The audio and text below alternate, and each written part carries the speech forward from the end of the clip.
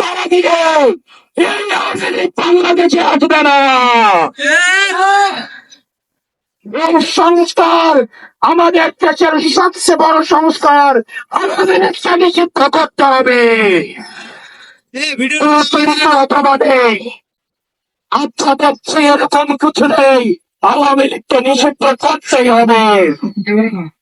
আপনারা ভুলে গেলে চলবে না, আওয়ামী লীগ কোন রাজনৈতিক দল নয়।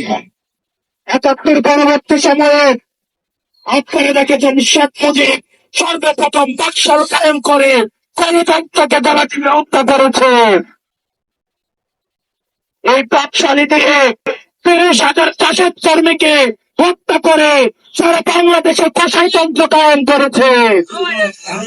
আওয়ামী লীগের লুটপাটের কারণে আপনারা দেখেছেন ৭৪-এর দুর্ভিক্ষে ১৫ লক্ষ মানুষ মারা গিয়েছেন।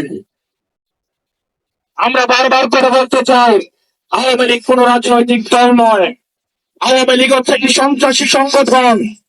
এই সন্ত্রাসী সংগঠনকে নিষিদ্ধ করার মধ্য দিয়ে আমরা সংস্কার করতে চাই। একই সাথে সাথে সপ্তাহে যে হত্যাকাণ্ড হয়েছে, আমরা আপনাদের কাছে অনুরোধ জানাবো, এই সপ্তাহ হত্যাকাণ্ডে যারা শহীদ হয়েছে আজকের এই মঞ্চ থেকে এই শহীদের লিস্ট আপনারা জাতির সামনে প্রকাশ করো। একই সাথে সাথে হাসিনার এই ফাঁসি না হওয়া পর্যন্ত প্রয়োজন হলে আমাদের সশক্তবৃন্দ দিয়ে এই তরুণ প্রজন্ম আমরা হাসিনার ফাঁসি নিশ্চিত করা পর্যন্ত আমরা আন্দোলন চালিয়ে যাব।